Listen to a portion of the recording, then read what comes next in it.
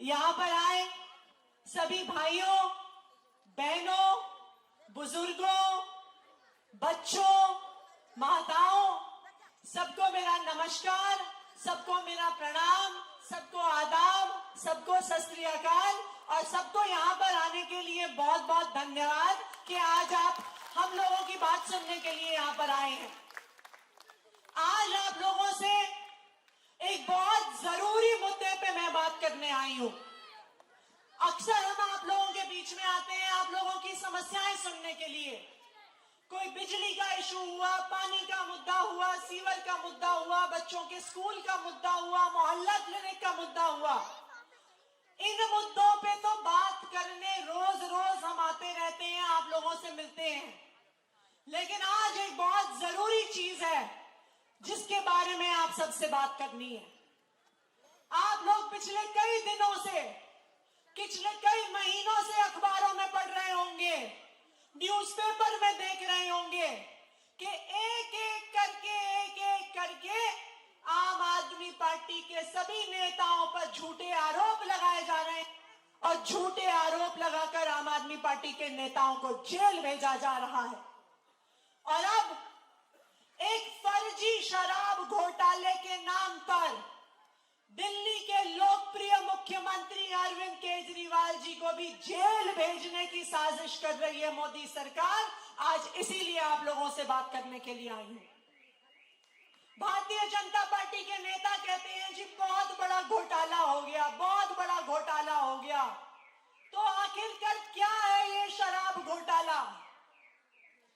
आप लोगों ने भी इतने सालों में अलग अलग पार्टियों के घोटाले देखे हैं, लेकिन क्या कोई घोटाला देखा है जिसमें एक चवन नहीं मिली हो? ऐसा घोटाला देखा है? देखा है क्या ऐसा घोटाला? जब बड़े बड़े घोटाले होते हैं, सीबीआई ईडी के छापे पड़ते हैं, तो नेताओं के घर से क्या निकलता है? क्या निकलता है? पैसा निकलता है, नोटों की गड्डियां निकलती हैं, सोने के बिस्कुट निकलते हैं, अपने परिवार वालों के नाम पर जमीन के कागजात निकलते हैं। बताइए सही कह रही हूँ, गलत कह रही हूँ? आवाज नहीं आ रही पीछे कि सही कह रही हूँ, गलत कह रही हूँ? लेकिन पिछले एक साल से इस शराब घोटाले के नाम पर आम आदमी पार्टी के हर नेता के, हर मंत्री के घर पे छापा मार लिया, दफ्तर में छापा मार लिया, लॉकर में छापा मार लिया, उनके गांव में भी छापा मार लिया। लेकिन इतने छापे मारने के बाद भी 1 रुपया भी भ्रष्टाचार का नहीं मिला, 1 पैसा नहीं मिला, 1 नोटों की गड्डी नहीं मिली। ये है आम आदमी पार्टी की ईमानदार सरकार, ये है अरविंद केजरीवाल की ईमानदार सरकार। देखिए, अगर केजरीवाल की सरकार ईमानदार नहीं होती तो पब्लिक पे पैसा नहीं खर्च कर रही होती। देखिए, सरकार में पैसा तो खजाने में उतना ही होता है, या तो अपनी जेब में डाल दो या जनता की जेब में डाल दो, दो में से एक ही चीज हो सकती है। अगर भ्रष्टाचार किया होता अरविंद केजरीवाल की सरकार ने, तो आज दिल्ली की जनता को फ्री बिजली नहीं दे सकती थी अरविंद केजरीवाल जी की सरकार। अगर भ्रष्टाचार किया होता केजरीवाल की सरकार ने, तो आज दिल्ली के सरकारी स्कूलों को प्राइवेट स्कूलों से बेहतर नहीं बना सकती थी केजरीवाल सरकार। अगर भ्रष्टाचार किया होता तो मोहल्ला क्लिनिक में फ्री इलाज और फ्री दवा नहीं दे सकती थी केजरीवाल सरकार। अगर भ्रष्टाचार किया होता तो यहाँ पे जो सैकड़ों महिलाएं बैठी हैं, उनको बस यात्रा फ्री नहीं दे सकती थी केजरीवाल सरकार। अगर भ्रष्टाचार किया होता तो बुजुर्गों को फ्री तीर्थ यात्रा नहीं दे सकती थी केजरीवाल सरकार। अरविंद केजरीवाल जी ने पिछले 8 सालों के लिए से दिल्ली की जनता के लिए काम किया है, दिल्ली के आम आदमी के लिए काम किया है, दिल्ली के बुजुर्गों के लिए काम किया है और दिल्ली के बच्चों के लिए काम किया है। ये किया है अरविंद केजरीवाल ने पिछले 8 साल से। और यही कारण है कि भारतीय जनता पार्टी की केंद्र सरकार केजरीवाल को जेल में डालना चाहती है, क्योंकि वो अपने किसी भी राज्य में ना तो फ्री बिजली दे पाए हैं, ना फ्री पानी दे पाए हैं, ना बच्चों को अच्छा स्कूल दे पाए हैं, ना अच्छा अस्पताल दे पाए हैं, ना बुजुर्गों को तीर्थ यात्रा दे पाए हैं, क्योंकि केजरीवाल के काम से मुकाबला नहीं कर पाते, क्योंकि केजरीवाल को चुनाव में नहीं हरा पाते, क्योंकि केजरीवाल की तरह दिल्ली वालों का दिल नहीं जीत पाते, इसलिए केजरीवाल को जेल में भेजना चाहते हैं। लेकिन उनको गलत फहमी है, वो चाहे केजरीवाल को जेल में भेज दें, चाहे आम आदमी पार्टी के एक एक नेता को जेल में भेज दें, चाहे आम आदमी पार्टी के एक एक कार्यकर्ता को जेल में भेज दें, फिर भी दिल्ली वालों का दिल नहीं जीत पाएंगे। दिल्ली वाले केजरीवाल से प्यार करते हैं। दिल्ली वालों को पता है कि जो काम 8 साल में अरविंद केजरीवाल ने किया है, कोई और सरकार 75 साल में गरीबों के लिए नहीं कर पाई, जो केजरीवाल ने करके दिखाया है। देखिए, ये जो जेल भेजने की धमकी है, आपको क्यों देते हैं? क्योंकि उनको लगता है कि जेल की धमकी से डर के आम आदमी पार्टी के नेता अपनी पार्टी छोड़ के भारतीय जनता पार्टी में चले जाएंगे। भारतीय जनता पार्टी क्या करती है? देश भर में जो पार्टियां उसका विरोध करती हैं, उनके नेताओं पे केस लगाते हैं और उनको जेल भेजने की धमकी देते हैं। अब बाकी देश में हो सकता है कि ऐसे नेता हैं जो इस धमकी से डर जाते हैं, जो जेल जाने से डर जाते हैं, तो वो अपनी पार्टियां छोड़ के भारतीय जनता पार्टी में चले जाते हैं। और जैसे ही वो भारतीय जनता पार्टी में जाते हैं, भारतीय जनता पार्टी की वॉशिंग मशीन में के सारे भ्रष्टाचार के आरोप उन पर से खत्म हो जाते हैं। मैं आपको बताती हूं, देश के अलग अलग हिस्सों में ऐसे नेता हैं जिन पर भारतीय जनता पार्टी ने, मोदी जी ने सीबीआई के केस किए, ईडी के केस किए, भ्रष्टाचार के आरोप लगाए। लेकिन जैसे ही भारतीय जनता पार्टी में आए तो क्या हुआ?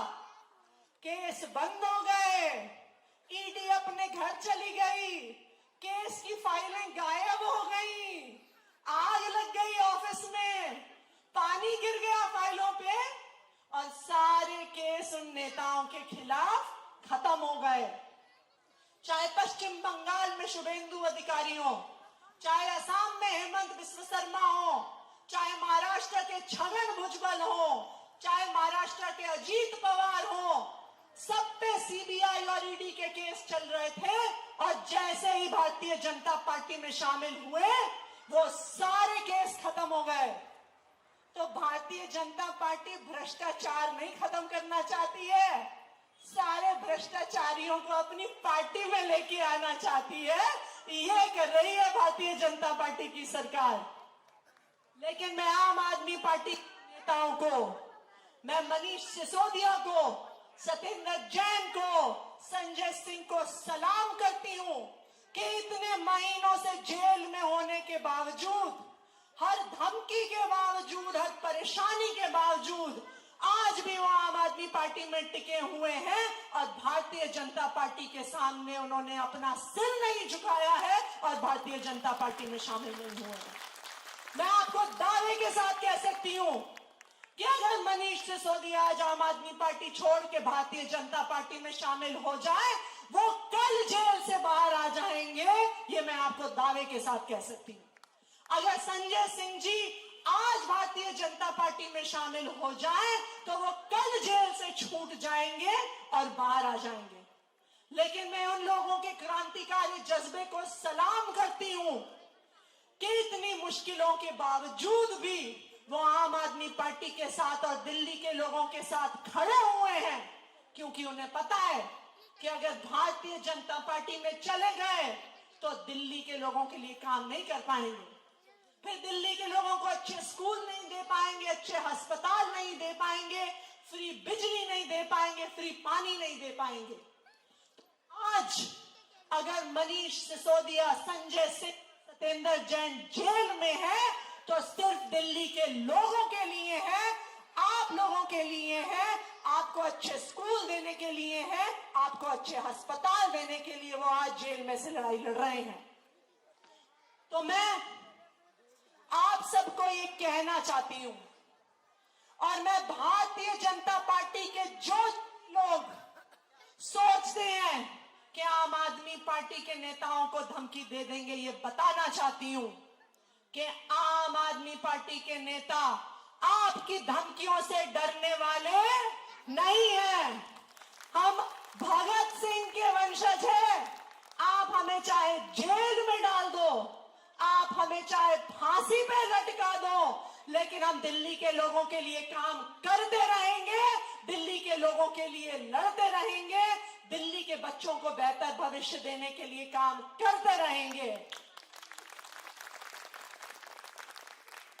आप सबको पता है, हम हर जगह सुन रहे हैं आजकल कि अब मनीष सिसोदिया, सत्येंद्र जैन और संजय सिंह जी के बाद अरविंद केजरीवाल जी को भी जेल में डालने की साजिश हो रही है। अभी मैं आ रही थी तो हमारे एक जानकार का व्हाट्सएप मैसेज आया। वो कहते हैं कि जी खबर मिल रही है कि आने वाले 10 दिन अरविंद केजरीवाल जी को भी गिरफ्तार कर लेंगे। लेकिन मैं भारतीय जनता पार्टी के लोगों को, दिल्ली वालों की तरफ से एक मैसेज देना चाहती हूं, उनको एक संदेश देना चाहती हूं कि चाहे आप अरविंद केजरीवाल जी को जेल में डाल दीजिए, अरविंद केजरीवाल जी फिर भी दिल्ली के लोगों के लिए काम करते रहेंगे, आप सबके लिए काम करते रहेंगे।